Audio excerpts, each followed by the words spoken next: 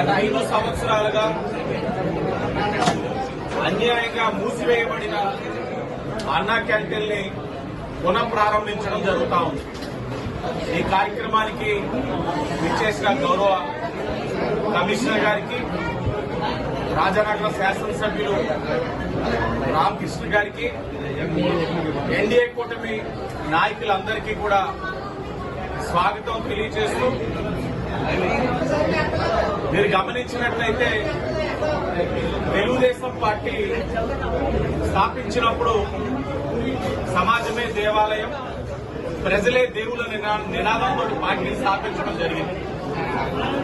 క్రమేణా గ్రామీణ ప్రాంతంలో అధిక శాతం పేద ప్రజల్ని గుర్తించి వారికి ఏదో ఒక సంక్షేమ కార్యక్రమం చేయాలని ఆనాడు ముఖ్యమంత్రిగా ఎన్టీ రామారావు గారు ఉన్నప్పుడు ఆనాడు కిలో బియ్యాన్ని 2 రూపాయలకి ఇచ్చిన ఘనత తెలుగుదేశం.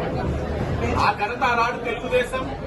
ఈ రోజు అన్నా క్యాంటీన్ ద్వారా పేదవాడికి ఆకలి తీర్చే కార్యక్రమం శ్రీకారం చుట్టి 5 రూపాయలకే పూటకి నాణ్యమైన భోజనం పెట్టే ఘనత ఈరోజు ఎన్డీఏ కూటమికి దక్కిందన్న విషయం ప్రజలందరూ కూడా గమనించారు. ఈ 5 సంవత్సరాలు మీరు చూడండి, 2019 నుంచి 24 గత ప్రభుత్వం ఏం చేసింది, ఈ అన్నా క్యాంటీన్ అన్యాయంగా ఎందుకు మూసివేసిందన్నది ప్రజలందరూ కూడా ఆలోచించాలి. అనేక సందర్భాల్లోనే నారా చంద్రబాబు నాయుడు గారు చెప్పారు, అన్నా క్యాంటీన్ ద్వారా పేదవాడికి ఆకలి తీరుస్తా ఉన్నాం. అలాంటి కార్యక్రమాన్ని మీరు మూసివేయద్దు. అవకాశం ఉంటే మీరు మీ పేర్లు మార్చుకోండి. అన్నా క్యాంటీన్ బదులు జగనన్న క్యాంటీన్ పెట్టుకోండి, లేకపోతే వైఎస్ఆర్ క్యాంటీన్ పెట్టుకోండి. కానీ కార్యక్రమాన్ని మూసివేయద్దు అని చెప్తే, ఆపవద్దని వేడుకుంటే పట్టించుకోకుండా మీరు అన్నా క్యాంటీన్లన్నీ మూసేశారు. అన్నా క్యాంటీన్లు ఉన్న ప్రాంతాలన్నింటినీ కూడా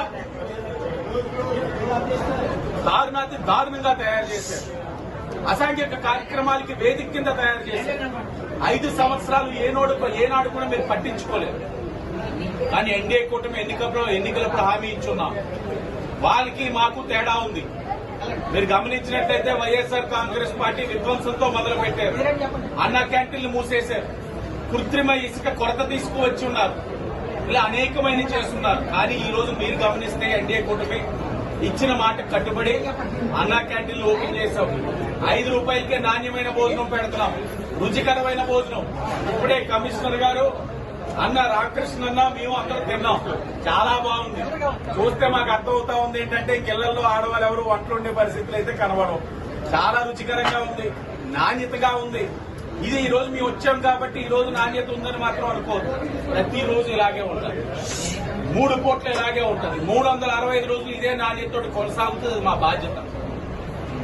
మేము ఈ రోజున ఇసుకని ఉచితంగా ఇచ్చి ఉన్నాం, అన్నా క్యాంటీన్లు ఓపెన్ చేస్తున్నాం.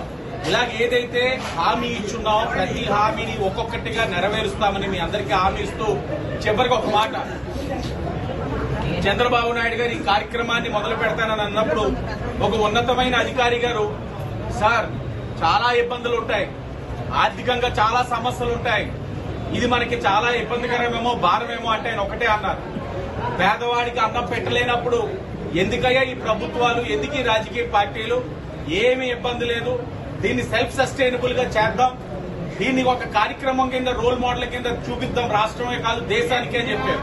ఈ సందర్భంగా చంద్రబాబు నాయుడు గారు, పవన్ కళ్యాణ్ గారు, గౌరవ ప్రధానమంత్రి నరేంద్ర మోడీ గారి ఒక ఆలోచనతో చేస్తున్న ఈ కార్యక్రమాన్ని ప్రజలు కూడా స్వాగతించాలి. ఉచిత ఇసుక ఇస్తున్నారు. మహిళలందరూ